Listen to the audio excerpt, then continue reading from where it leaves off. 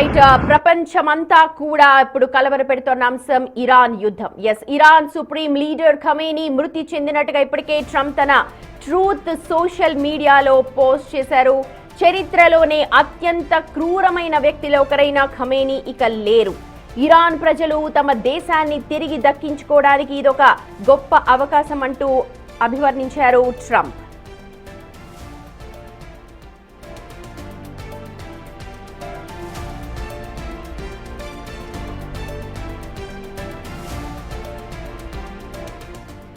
America, Israel సంయుక్తంగా నిర్వహించిన operation roaring lion epic ప్యూరీలో టెహ్రాన్లోని ఖమేనీ నివాసంపై జరిగిన వైమానిక దాడుల్లో ఆయన మరణించినట్లుగా ఇజ్రాయెల్ అధికారులు కూడా చెప్తూ ఉన్నారు.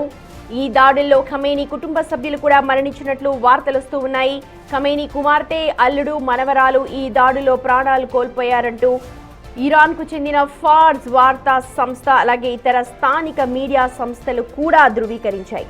అయితే ఇరాన్ మాత్రం అధికారికంగా వీరి మరణాన్ని ధృవీకరించలేదు. రక్త సాక్షిత్వంగా వాటిని పేర్కొంటూ ఉన్నాయి. చూడొచ్చు, ట్రంప్ పోస్ట్ చేసింది, tracking systems and working closely with Israel, there was not a thing he or the other leaders that have been killed along with him could do. This is the single greatest chance for the Iranian people to take back their country. Khamenei one of the most evil in the history is dead. Khamenei లాంటి అత్యంత క్రూరమైన వ్యక్తి మరణించాడు. ఇది Iran ప్రజలకు న్యాయం చేకూర్చడమే కాదు, America ప్రజలు అందరూ కూడా మొత్తం ప్రపంచ దేశానికంతటికి కూడా ఒక మేలు జరిగే దానిగా అభివర్ణిస్తూ ఉన్నారు ట్రంప్. ఖమేనీ లాంటి బ్లడ్ థర్స్టీ థగ్స్, రక్త పిపాసులు ఇక లేరు అని చెప్పి ట్రంప్ పోస్ట్ చేశారు. He was unable to avoid our intelligence and highly sophisticated tracking systems and working closely with Israel, and there was not a thing అని చెప్పి ఆయన తీవ్రమైన పదజాలాన్ని కూడా వాడారు. This is the single greatest chance for the Iranian people to take back their own country. We are hearing that many of their IRGC, military and other security and police forces no longer want to fight. సామాన్య ప్రజలు ఎవరు కూడా దీన్ని కోరుకోవట్లేదు. యుద్ధాన్ని ఖచ్చితంగా ఆపివేస్తాము, కానీ Khamenei లాంటి రక్త పిపాసిక లేరు అని అంటూ డొనాల్డ్ ట్రంప్ తన ట్రూత్లో పోస్ట్ చేశారు. ప్రస్తుతం అదే పోస్ట్ని మీరు బిగ్ టీవీ స్క్రీన్ మీద చూస్తూ ఉన్నారు. ఇక ఇరాన్ అధికారికంగా ప్రకటించినప్పటికీ కూడా ఖమేనీ లేరు. ఖమేనీ కూతురు, అల్లుడు అలాగే మనవరాలు చనిపోయినట్టుగా ఫార్స్ అనే local media, Iran local media చెప్తోంది. ఇక ఖమేనీ లేరు అని చెప్పి ఇరాన్ సుప్రీం లీడర్ ఖమేనీ మృతి చెందినట్టుగా అక్కడి సంస్థలు కొన్ని ధృవీకరిస్తూ ఉన్నాయి. ఇరాన్ అధికారిక వర్గాలు వీరి మరణాన్ని ఒక రక్త సాక్షిత్వంగా పేర్కొంటోంది.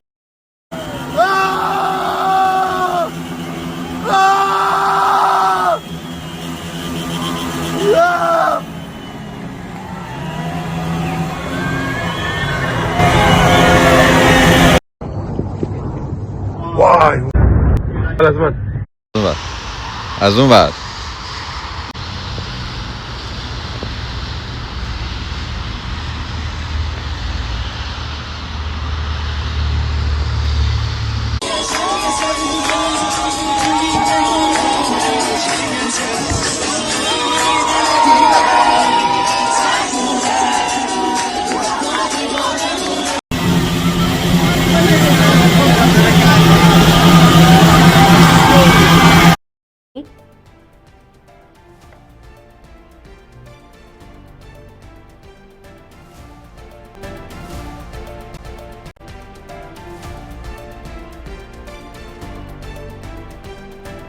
ఇరాన్ ఇజ్రాయెల్ యుద్ధం పసిపిల్లల ప్రాణాలను బలి తీసుకుంది. దక్షిణ ఇరాన్లోని హర్ముజ్గాన్ ప్రాంతంలో ఉన్న మినాబ్ నగరంలో హృదయ విదారక ఘటన చోటు చేసుకుంది. అక్కడ ఉన్న హజరే తైబా బాలికల ప్రాథమిక పాఠశాలపై భీకరంగా దాడి జరిగింది. ఆ దాడిలో దాదాపు 85 మందికి పైగా చిన్నారులు ప్రాణాలు కోల్పోయారు. ఈ దాడులతో ఇరాన్ అంతటా కూడా శవాల దిబ్బలు కనిపిస్తున్నాయి. చూడొచ్చు, విజువల్స్లో కూడా బిగ్ టీవీ స్క్రీన్ మీద మొత్తం స్కూల్ బ్యాగ్స్, పుస్తకాలు అన్నీ కూడా రక్తసిక్తంగా కనిపిస్తున్నాయి. ఆ సమీపంలో ఉన్న ఒక మిలిటరీ బేస్ని చేసుకుంటూ దాడి జరిగింది, కానీ అది గురి తప్పి ఆ పక్కనే ఉన్న పాఠశాలపై పడడంతో ఈ ఘటన చోటు చేసుకుంది. మినాబ్ నగరంలో ఉన్న ఈ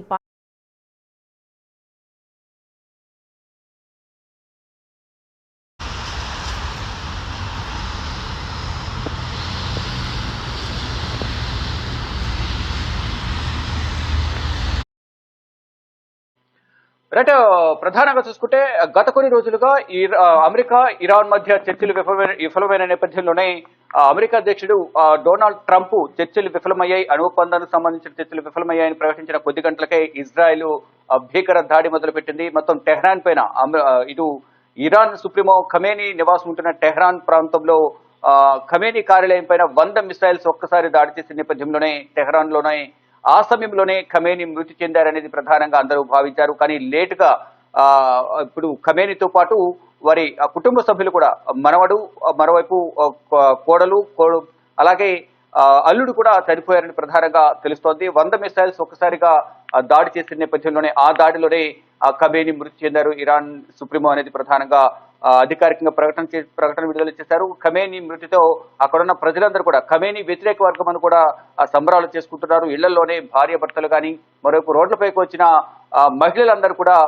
సంబరాలు చేసుకున్న పరిస్థితి కనిపిస్తుంది. మొత్తంగా చూసుకుంటే గత కొంతకాలంగా ఇటు అమెరికా ఇరాన్ మధ్య ఏదైతే అణు ఒప్పందానికి సంబంధించి చర్చలు అయితే జెనీవాలో జరిగాయో దానికి సంబంధించి అంటే ఇరాన్ లో యురేనియం నిల్వలు అనేవి భారీగా ఉన్నాయి. ఆ యురేనియం ని శుద్ధి చేయడం ద్వారా, అతిగా శుద్ధి చేయడం ద్వారా అణుబాంబులను తయారు చేయొచ్చు అనేది కూడా ఇరాన్ భావిస్తుంది. ఒకవేళ అణుబాంబులను తయారు చేస్తే అది ఉగ్రవాద దేశంగా పేరుంది కాబట్టి ప్రపంచ దేశాలను ఇబ్బందులు గురి చేసే అవకాశం ఉంటుంది కాబట్టి ఈ అణుబాంబులు తయారు చేసే అవకాశం లేదు. దానికి సంబంధించి చర్చలు జరగాలి, అణుబాంబులు తయారు చేసేందుకు అనుమతి ఇవ్వద్దు అనేది కూడా ప్రధానంగా అమెరికా అధ్యక్షుడు డొనాల్డ్ ట్రంప్ భావించారు. దానిలో భాగంగానే చర్చలు ప్రారంభించారు. చర్చలు ప్రారంభించినప్పటికీ కూడా ఇరాన్ అధ్యక్షుడు మరోవైపు Iran supremo Ayatollah Ali Khamenei కూడా ఎటువంటి వెనకడుగు వేయని నేపథ్యంలోనే ఈ యుద్ధం అనేది రావాల్సి వచ్చింది. దానిలో భాగంగానే ఒకవైపు చర్చలు జరుగుతున్నప్పటికీ కూడా మరోవైపు ఇటు అరేబియా సముద్రంలో యుద్ధ నౌకలను మోహరించారు. ఇక విదేశాలు కూడా యుద్ధానికి సై అంటూ కూడా ఎవరికి వారు సరిహద్దులు వెంబడి భారీగా బలహాలను మోహరించారు. ఎప్పుడైతే చర్చలు విఫలమవుతాయి వెంటనే మేము దాడి చేస్తాము,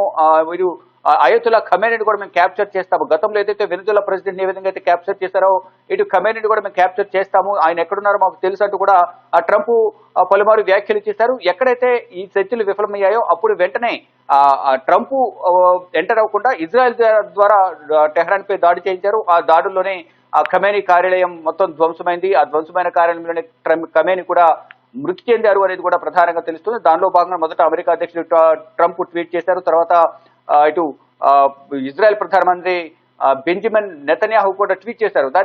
దాని తర్వాత ప్రజల్లో దీని ప్రభావం అనేది భయాందోళనకు గురవుతారు కాబట్టి ఇది అధికారిక ప్రకటన చేయకూడదు అనేది కూడా ప్రధానంగా ఇటు ఇరాన్ ప్రభుత్వం భావించింది. దానిలో భాగంగానే ఖమేనీ బ్రతికే ఉన్నారనేది కొంత సమయం దీన్ని ఆపాలి అని ప్రధానంగా ఈ ప్రకటన ఆపాలని కూడా భావించారు. కానీ ఇదంతా ప్రపంచమంతా కూడా తెలిసిన నేపథ్యంలోనే అధికారికంగా ఖమేనీ మృతి చెందారు. ఇటు రక్షణ రంగానికి సంబంధించిన రక్షణ శాఖ మంత్రి కానీ మరోవైపు వారి కుటుంబ సభ్యులు కూడా ఖమేనీ కుటుంబ సభ్యులు కూడా చనిపోయారనేది కూడా అధికారిక ప్రకటన చేశారు.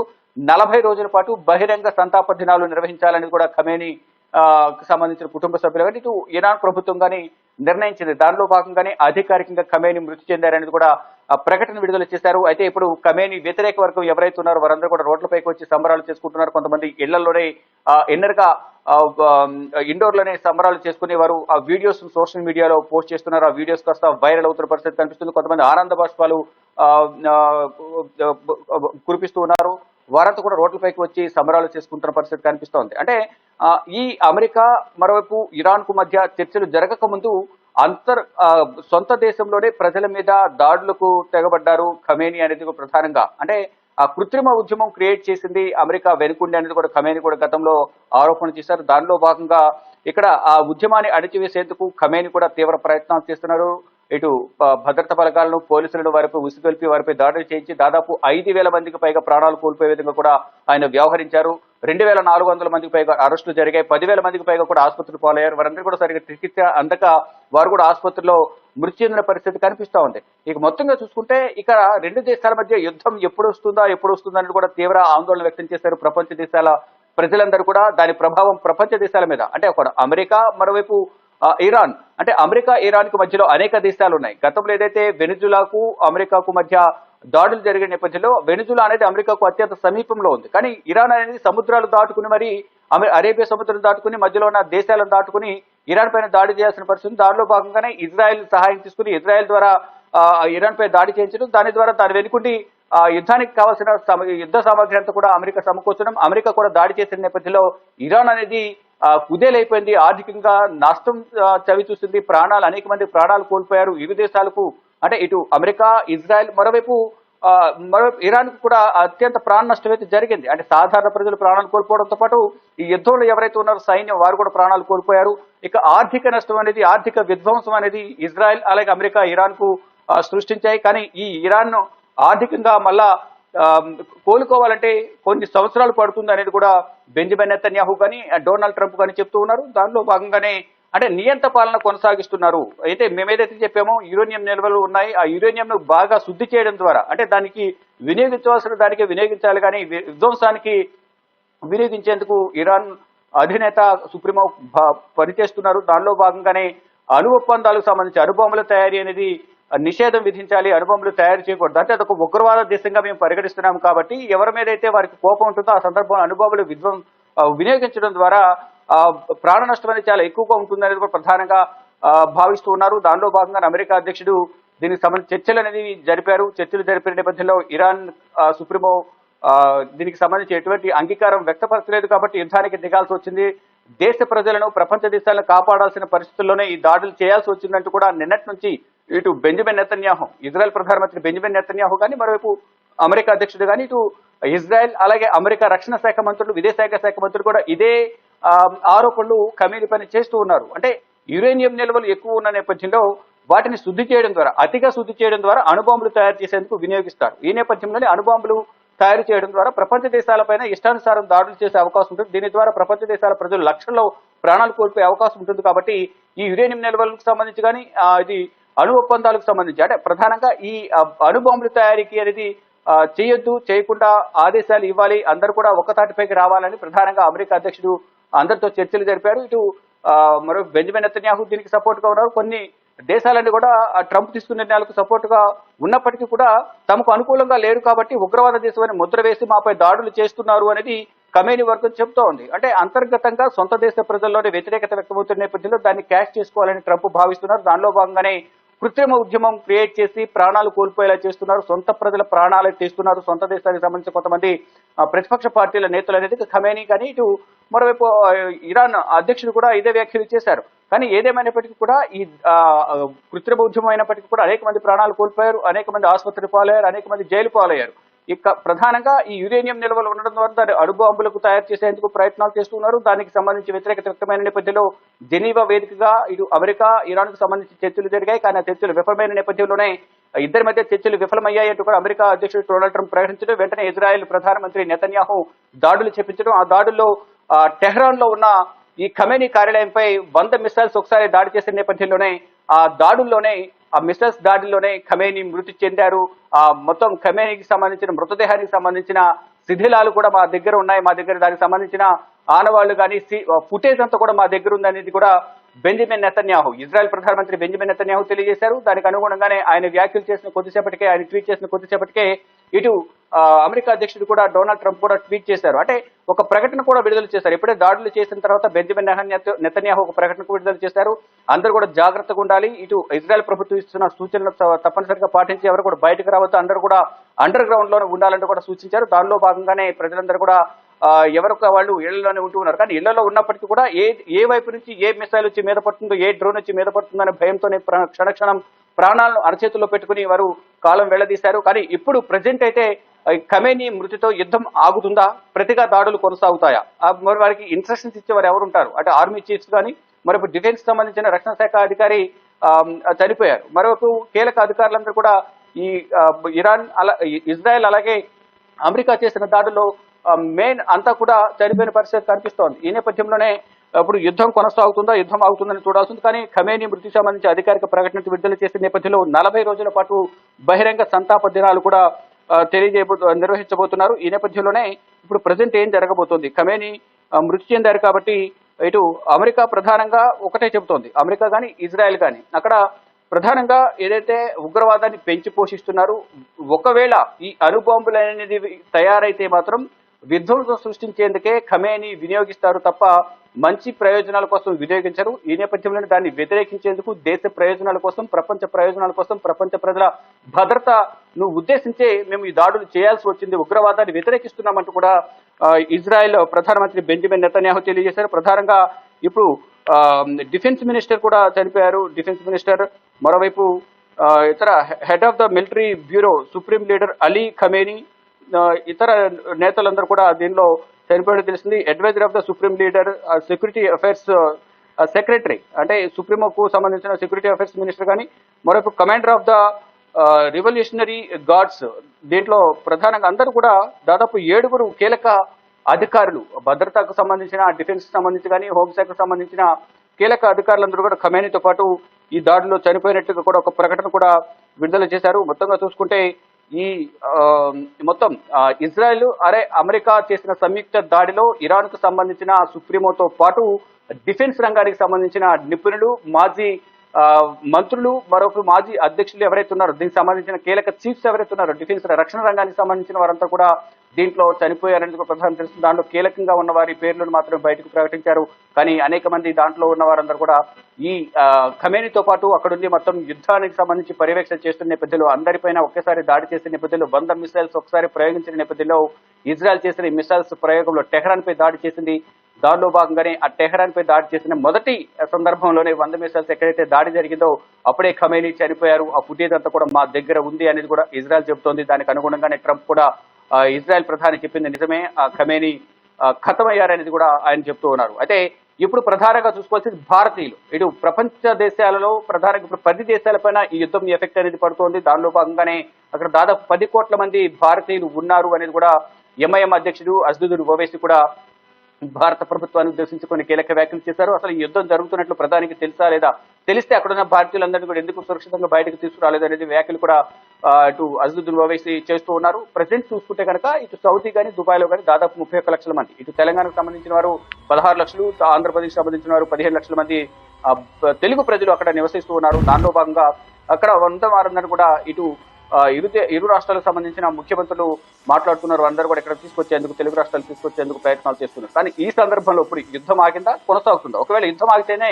ఇప్పుడు వారందరినీ కూడా భారతీయులు కానీ, తెలుగు రాష్ట్రాల ప్రజలందరినీ కూడా స్వస్థలాలకు తీసుకొచ్చే అవకాశం ఉంటుంది. ఒకవేళ యుద్ధం అంటూ కొనసాగితే మాత్రం ఇప్పటికే అన్ని ఎయిర్పోర్ట్లను మూసివేసిన నేపథ్యంలో చాలా ఎయిర్ బేస్లు, ఇటు ఇరాన్ సంబంధించిన ఎయిర్ బేస్లు చాలా దెబ్బతిన్నాయి. మరోవైపు ఇరాన్ కూడా ఇటు ఇజ్రాయెల్, మరోవైపు అమెరికాకు సంబంధించిన ఎయిర్ బేస్ల మీద, ఎయిర్పోర్ట్ల మీద దాడి చేసిన నేపథ్యంలో అవన్నీ కూడా ధ్వంసమైన పరిస్థితి కనిపిస్తుంది. ఈ సందర్భాల్లో విమాన రాకపోకలు అనేవి అసాధ్యమంటూ కూడా చెప్తున్నారు. ఇటు దుబాయ్ కూడా ట్రావెల్ అడ్వైజర్ జారీ చేసింది. దుబాయ్ ఎయిర్పోర్ట్ కూడా దాడి చేసిన నేపథ్యంలో అక్కడున్న సిబ్బంది, మొత్తం అక్కడున్న వారంతా కూడా ఎయిర్పోర్ట్ అథారిటీకి సంబంధించిన చాలా మంది గాయపడ్డారు, అనేక మంది మృతి చెందినట్టు కూడా ప్రచారం జరుగుతోంది. కానీ ఈ సందర్భంలో ఇప్పుడు విమాన రాకపోకలు అనేది కంప్లీట్ గా ఎయిర్ ఇండియా కానీ, ఆకాశ కానీ, మరి ఇండిగో కానీ 3 కూడా విమానయాన సంస్థలు ప్రజెంట్ రాకపోకలు రద్దు చేశాయి. అంతా వాతావరణం అంతా కూడా సామరస్యపూర్వకంగా ఉన్న తర్వాత, యుద్ధం తగ్గిన తర్వాత విమాన రాకపోకలు కొనసాగే అవకాశం కనిపిస్తుంది. ఇటు director general of civil aviation, భారత పౌర విమానయాన శాఖ కూడా కొన్ని కీలక వ్యాఖ్యలు చేసింది, కొన్ని సూచనలు కూడా చేసింది.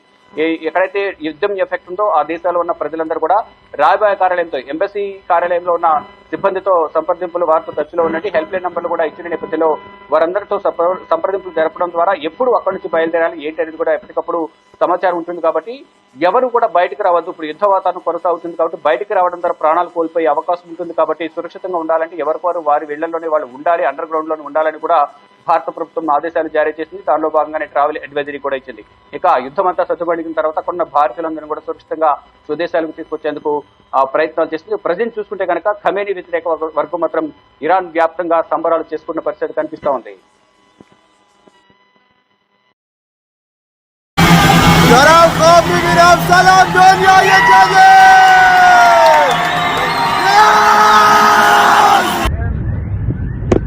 איזה תפיסה יש לי, חבל לך על הזמן.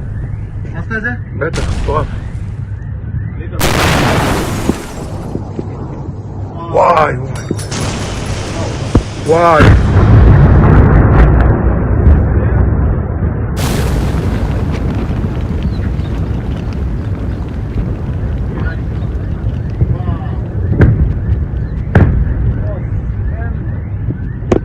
איזה תפיסה יש לי, חבל לך על הזמן. עשת את זה? בטח, מטורף. וואי וואי וואי. וואי.